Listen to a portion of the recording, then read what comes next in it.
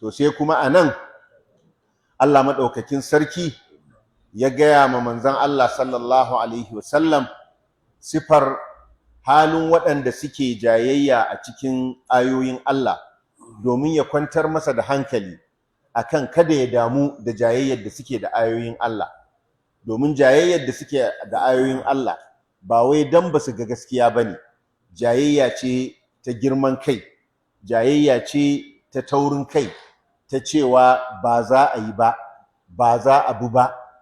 Saboda haka kada Annabi sallallahu alaihi wasallam ya damu da ƙaryata shi da suke da jayayya da suke yi.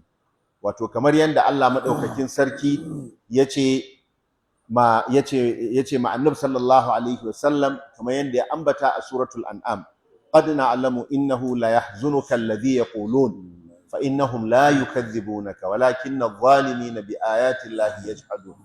Mun san cewa abinda suke faɗa maka yana girma a cikin ranka, to fa su ba ƙaryata ka suke ba, sai dai azzalumai suna musu ne da ayoyin Allah. Walakin adh-dhalimina bi ayati llahi yajhadun, sai dai azzalumai suna musu ne da ayoyin Allah. To anan Allah ya ce ma Annabi sallallahu alaihi wasallam, waɗanda kafiran da suke jayayya da ayoyin Allah ba tare da wata hujja ta zo musu ba, wato ba su da hujjar ma da za su ballantana su yi jayayya, domin duk wanda zai yi jayayya da ayoyin Allah ai ba shi da hujja, domin ayoyin Allah hujjar su ta isa. Wannan yana daga cikin abinda Qur'ani yake nuna cewar abinda Allah ya bayyana na hujjoji akan gaskiyar abinda Annabi sallallahu alaihi wasallam ya zo da shi, wato ya isa matuƙa wajen bayani ga duk wanda yake son gaskiya zai karɓa.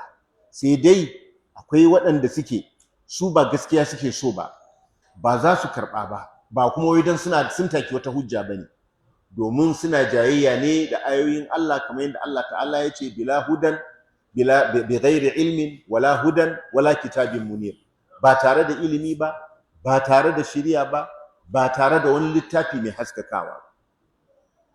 Babu wani abu tare da su illa girman kai wanda suke karɓa daga wajen waɗanda suka fi su kangarewa a cikin kafirci. To nan sai Allah maɗaukakin sarki ya faɗi abin da ke cikin zukatansu, ya ce ba wani abu ne ke cikin zuciyarsu ba illa girman kai. In fi sudurihim, babu komai a cikin kirazansu. Kirji a nan saboda shine mahallin zuciya, ita kuma zuciya ita ce inda dukkan abin da rai yake kullata a nan yake. Abin da ke cikin rai na farin ciki ko na baƙin ciki ko na damuwa ko na jiji da kai ko na ƙanƙan da kai duk a zuciya yake. Ita kuma zuciya a kirji take. Ita ce idan damuwa ta yi damuwa haka za ka ji zuciyar ta ɗaure, ta ji ƙirjin ya ɗaure. Saboda haka Allah maɗaukakin sarki ya ce babu komai a cikin zuciyarsu sai girman kai.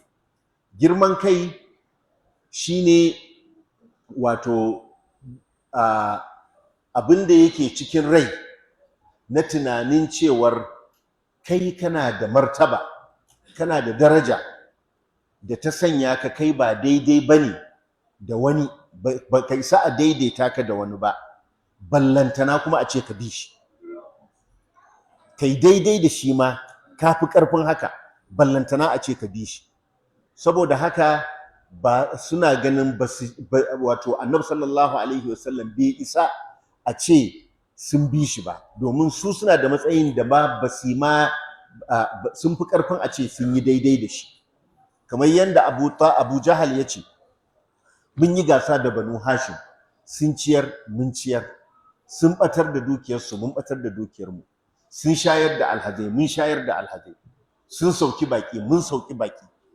Sai kuma yanzu wai su zo su ce muna da annabi wanda wahayi yake zuwa masa daga sama, kuma mu yadda. Har sai da muka zo mun yi kunnen doki, sannan yanzu a ce kuma sun zo su ce annabi ya zo musu da yake zuwa musu labari daga sama, wallahi ba za mu yadda ba. To ka gani, bayan hasada da girman kai, suna jin kan cewa su sun isa. Shi yasa suke cewa laula nuzila hadha alqur'anu ala rajulin min alqaryatayn azim. Me yasa ba a saukar da wannan alqur'anin akan mutumin da yake babba daga cikin mutanen alqaryatu guda biyu, Makka ko Ta'if? To suna ganin sun fi karfin a ce sun yi daidai da Annabi sallallahu alaihi wasallam ballantana kuma a ce su zo su bi shi. Saboda haka wanda ko yake da girman kai kaga ba yadda zaka yi da shi sai dai ka kyale shi da girman kansa.